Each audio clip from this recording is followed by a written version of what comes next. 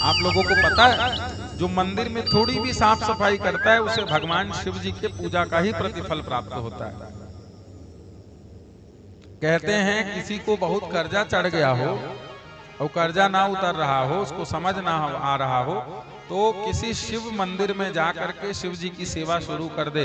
वहां बिखरे हुए जितने दिए हैं उनको उठाए, जितने बिखरे हुए पुष्प हैं उनको उठाए और उठा करके आंख, एक और ध्यान रखिए, मैं कई बार देखता हूं, कभी भी कोई भी पुष्प आकर के आपके पास गिरे या फिर आप बाबा का श्रृंगार उतारते हो तो उतारने के बाद उसको प्रणाम किया करो। क्यों? क्योंकि उस श्रृंगार में बाबा जी का इतना प्रभाव होता है कि उसको आंखों में लगाते ही वह दिव्य तेज आपके भीतर समा जाता है। प्रेम से बोलना पड़ेगा और थोड़ा जोर से, हर हर महादेव।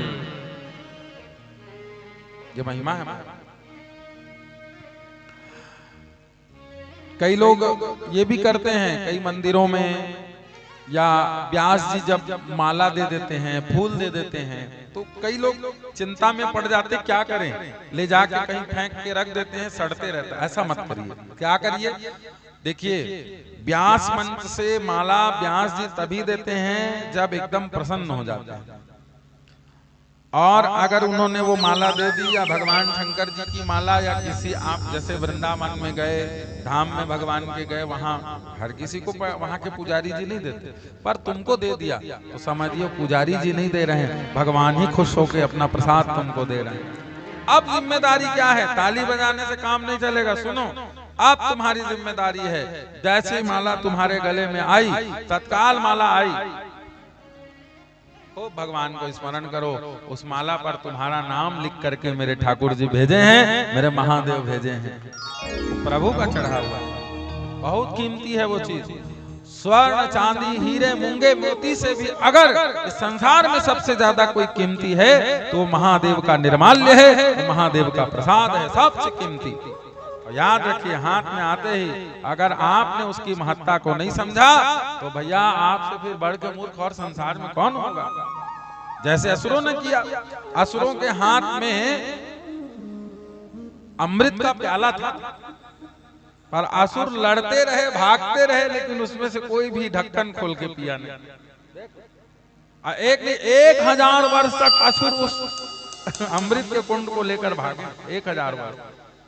सोचो, तो यही ये समुद्र मंथन की कथा ही इसने सुनाई। असुर कौन, मनुष्य कौन, देव कौन? महाराज अगर उस अमृत को दैत्य उस समय पी जाते एक हो करके तो उस समय उनका कल्याण हो जाता। वैसे ही भगवान की कथा हमको भगवान ने दी है, रामायण के रूप में, भागवत के रूप में, शिव महापुराण के रूप में। अब हम उसको केवल पकड़े पकड़े रहें तो काम नहीं चलेगा, उसे खोल करके आंखों से पीना पड़ेगा, तब हमारे हृदय में वो उतरेगा और हमारे जीवन का कल्याण करेगा। कानों को खोलकर सुनना पड़ेगा भगवान की कथा को, तब कल्याण करेगा। प्रेम से बोलना पड़ेगा हर महादेव, और थोड़ा जोर से हर हर महादेव। ध्यान पूर्वक सुनिए। तो मंदिर का बहुत सुंदर निर्माण करवाया, नित्य बाबा जी का दर्शन करने जाता, लेकिन महाराज अवस्था थी, धीरे धीरे धीरे धीरे उसकी आंख खराब होने लगी। प्रेम से बोलना पड़ेगा हर हर महादेव। उस बुजुर्ग का नाम था हीरा लाल। क्या नाम था? हीरा लाल। तो उनकी आंखें धीरे धीरे खराब होने लगी, धीरे धीरे खराब। भाई देखो, प्रारब्ध को तो भोगना हर व्यक्ति को पड़ता है ना। धीरे धीरे खराब हो गई आंखें। आप तो दिखना बंद हो गया, दिखना बंद हो गया तो महादेव के मंदिर तक जाने के लिए किसी को उनके साथ जाना पड़ता।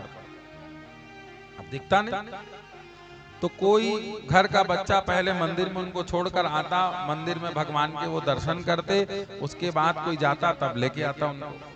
देखो, अब आप थोड़ा विचार करो, आंख से अंधे हैं लेकिन मंदिर जाना नहीं छोड़ा।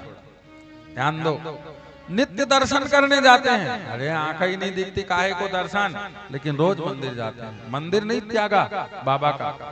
आंख चली गई, पत्नी चली गई, धन संपत्ति सब लगा दिया, उसके बाद ये स्थिति, तो भी बाबा का भजन नहीं छोड़ा। ध्यान दो ये कथा में, बहुत गौर से सुनो, ये आपके लिए है कथा। ये कलयुग की साक्षात कथा है। कौन कहता है बाबा कलयुग में कृपा नहीं करते? अरे सब जीवों पर बराबर कृपा करते हैं, एक बार लगन लगा कर देखो। एक दिन घर वाले माघी का मेला था, माघी के मेले में सब लोग चल दिए। अब जैसे ही सब लोग गए, बाबा जी को छोड़ के आए थे मंदिर में। अब भाई खुशी तो रहती है घर वालों की, बच्चे छोड़ के आए थे, अरे मेला जाना है, मेला जाना है, सबके सब चल दिए। अब मेले में सब घूमने लगे, बाबा जी को सब भूल गए। अब बाबा जी रह गए मंदिर में। तब याद आया, अरे हम तो बाबा जी भूल आए, और आज दिन भर वो भोजन भी नहीं किए। अरे बेटा लक्ष्मी नारायण जा, जल्दी जा। तो लक्ष्मी नारायण दौड़ा। उस समय लक्ष्मी नारायण जी छोटे थे, ये उनके बचपन का वृत्तांत है जो बता रहे हैं।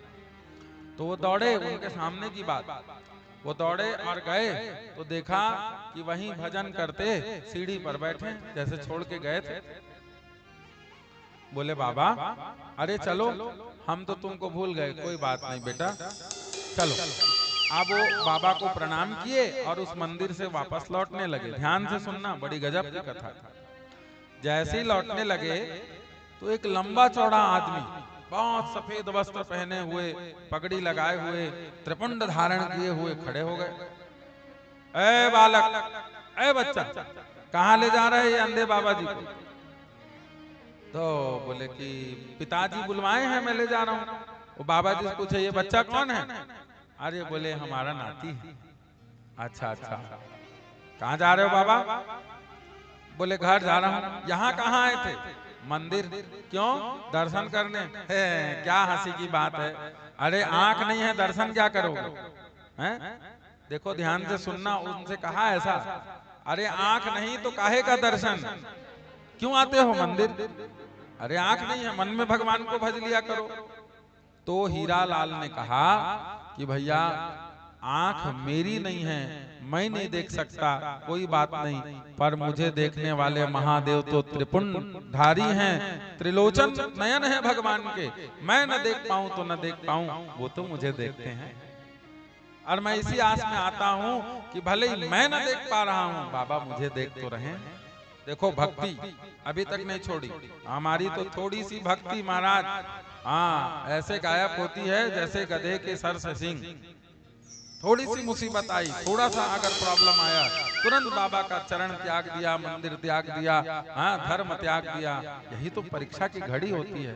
प्रेम से बोलना पड़ेगा हर हर महादेव, और थोड़ा जोर से हर हर महादेव। परिणाम उस व्यक्ति ने कहा अरे काहे को महादेव महादेव करते हो, क्या दिया तेरे महादेव ने? तो कहा ये जीवन महादेव का है, ये तन महादेव का है, सब कुछ महादेव का है। प्रेम से बोलना।